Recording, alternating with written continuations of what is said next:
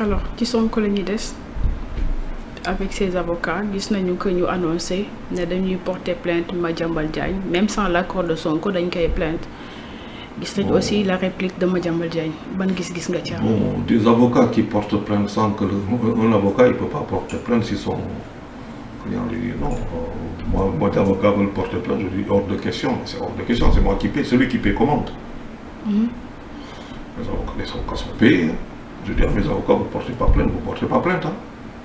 Vous portez plainte, vous partez. Voilà, j'en finis avec vous. Non. Le problème qu'il y a aujourd'hui, et pour moi, à la limite, je suis content qu'il y ait Madiambal, qu'il y ait Bougane.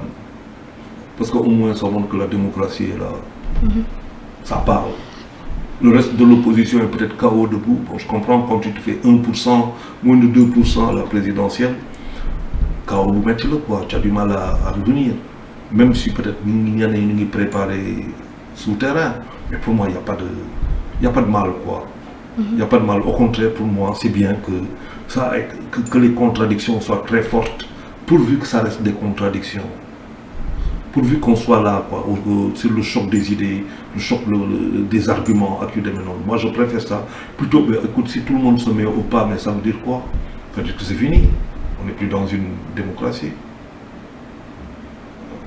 C'est fini. Ça veut dire, il y a le bizarre, il a créé quelqu'un qui nous fait faire des bêtises. C'est le plus grand démocrate. Alors, pour moi, il n'y a pas de problème. Au contraire, c'est bien, c'est vitalisant pour moi, pour notre République. Maintenant, s'il y a des choses, ce n'est plus dans l'expression démocratique, mais il faut y si yenen, alors il y a aussi du. Mais il y a d'accord avec non, Premier ministre Sonko, ça c'est à dépasser quoi. Nos véritables problèmes sont ailleurs. Et je pense que si on ne fait pas attention, les prochains mois là peuvent être compliqués pour nous. Bon, moi, c'est ce que je vois venir. Quand je vois certaines choses, je me dis, j'espère que Sonko, ce qu'il a dit, qu'il faut relativiser. Parce que si c'est vrai, les coupures vont recommencer, beaucoup de choses. Et ça, je le souhaite aux Sénégalais. Une nouvelle autorité. Voilà les enjeux, quoi, pour moi, les vrais enjeux. Alors, Madiambal dem na ba répliquer wax ne que moom dafay en retour dafay plaintaat parce que amul benn droit bu may Maître Bamba Cissé sans l'accord de Sonko ñu plainte ko mais également waxale na ci dossier Adji Sarr Sonko par rapport à son livre et la sortie de Adji Sarr parce que dem na ba wax ne moo génnee Adji Sarr réew mi ci otoom ci xaalisam ci gasoilam dafa am wax boo xamante ne ba may def jàkkaarloo. ñu bëgg a yëkkatiwaat dossier bu nga xam ne tey mën na yëkkatiwaat fit. xaw ma ban yëkkati man daal man def naa jàkkaarloo ay attaque ay wax boobu dafa am loo xamante ne man musuma si dugg.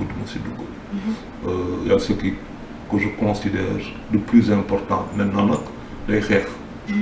day xeex. et j'ai vu que livre bi il veut ressortir son livre ay xeex la si xeex la bokk. Léegi quand moi voilà il est dans cette situation il est mis c'est comme on disait à un moment que Sonko était mis dos au mur donc il va se battre donc il est dans une logique de bataille et ak lu mu munti demee il faut savoir notre démocratie qu'elle a un prix notre démocratie a un prix maintenant les détails de Adji Sarr et tout ça moi je rentre pas dedans quoi. Ça me regarde tout.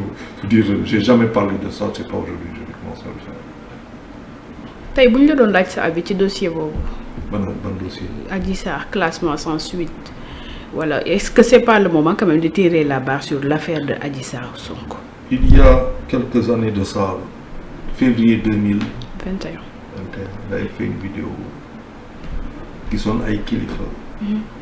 Leen affaire bi boo leen ko mënee stoppé léegi dina baax ci suñu réew parce que fu mu ñu yóbbu musiba la. kenn ki il n'est plus keneen ki bu may dégg dina xam ne que waxoon naa ko na ngeen dem seeti di Macky waxtaan ak Macky ñu suul li. Il y a eu des morts, le sang a coulé, des stations ont été brûlées, des voitures ont été saccagées. Des morts. Après il y a eu ce qu'on appelle une amnistie.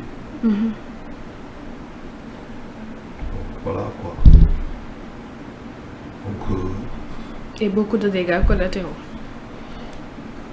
Il nous faut... Un pays avance avec de la souffrance, avec de belles choses, de mauvaises choses, mais on grandit. Donc pour moi aujourd'hui, quoi, les autorités, les Sénégalais, malgré nous, les Sénégalais donnent des choix. 54% des électeurs sénégalais, de nous, d'entre nous, ont décidé de porter Bassirou Diomaye Faye, président de la République. Quand moi, je dis Bassirou Diomaye Faye, Ousmane Sonko, Sénégalais, ils qui les veulent. Nous votons l'eau. Mais nous devons aussi liggéey. C'est beaucoup plus essentiel. C'est le mot que nous démocratie. Moi, quand je vois Bougane Tok di wax, je me dis oui, c'est vite, ça revitalise. On peut ne pas être d'accord, mais alors, l'essentiel c'est qu'il parle. C'est de la démocratie. C'est de la démocratie. Moi, je préfère ça. Qu'on soit là, se taper, pas qu'on se tape dessus, mais qu'on se dise, voilà, argument contre argument. Après, bon, voilà, demain, quand on se retrouve, il y a des moments où les choses ne vont pas très bien, le Sénégal est menacé, mais comme ça s'est passé avec le Covid. Cette belle image où toute l'opposition sénégalaise allait trouver Macky Sall au palais. Quand il faut se réunir pour une cause essentielle, hein, essentielle, mais nous n'avons pas waxtaan, mais nous comptons sur nous, mais c'est pas la peine. Les vrais problèmes, les vrais enjeux, je dis encore une fois, ils sont économiques, ils sont sociaux. Et ce n'est pas des décisions politiques intelligentes, avec les hommes qu'il faut. Parce que pour faire un yore, le wër am na fa tam ay da nga dem xool yeneen cercle loo fa soxla nga jëli ko indi. C'est ça le Sénégal. Aujourd'hui, ils sont présidents et premiers ministres de tous les Sénégalais. Ils ne sont pas là pour eux, ils sont là pour nous tous. Bon, maintenant, entre nous, on peut se taper des punches et faire comme si l'on. Alors, il y a pas mal de magistrats qui ont été affectés et que cela a suscité beaucoup de débats quand même. Oui, le juge Maham Diallo, Issa Sall, Mamadou Seck, et que nous avons yóbbu nañ leen Tamba ban gis-gis nga ci am. Moi je suis très surpris on élit des gens en sachant très bien que quand ils vont venir ils vont enlever ceux qui sont là. C'est normal. C'est normal. On ne va pas leur dire de faire avec les autres, ils vont faire avec nous. Nous savons très bien quel était le problème que Ousmane Sonko avait avec ces magistrats-là. On peut dire tout ce qu'on veut, mais c'est normal qu'ils les enlèvent de là. Et qu'ils les affectent à Tamba, nous me s'y mettons. Moi, Tamba, vous stigmatisé. Ah oui, ça me pose un problème. Parce que notre Tamba, Sénégal, c'est une belle ville qui a un énorme potentiel. Et ça montre